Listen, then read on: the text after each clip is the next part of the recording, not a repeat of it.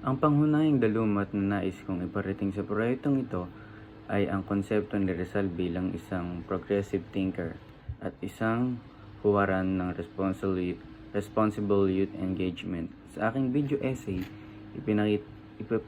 ipinakita ko si Rizal hindi lamang bilang isang revolusyonaryo o manunulat, hindi bilang isang individual na maniniwala sa kapangyarihan ng edukasyon, kritikal na pag-isip at mapayapang reforma. Partikular kong pagtuunan ang kanyang paglakbay bilang isang estudyante sa Europa, kung paano niya hinasa ang kanyang isip at kung paano niya ginamit ang kanyang natutunan upang suriin ang kalagayan ng Pilipinas. Ikinonekta ko ito sa karanasan ng mga mag-aaral sa kolehiyo ngayon, ang kanilang paghahanap ng kaalaman, ang kanilang pagiging bukas sa iba't ibang ideya at ang kanilang potensyal na maging ahente ng pagbabago.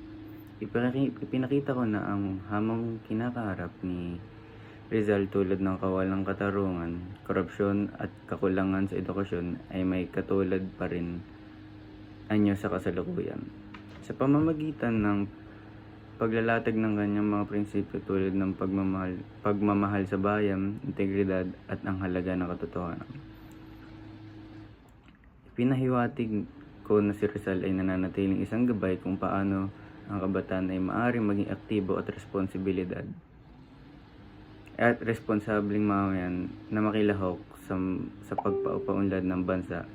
Ang kanyang buhay ay patunay na ang tunay na pagbabago ay nagsimula sa matalinong pag-isip at matatag na paninindigan.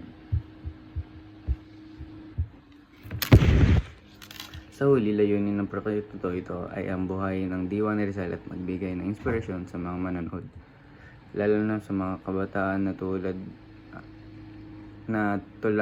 tularan ang kanyang talino, katapangan at pagmamahal sa bayan.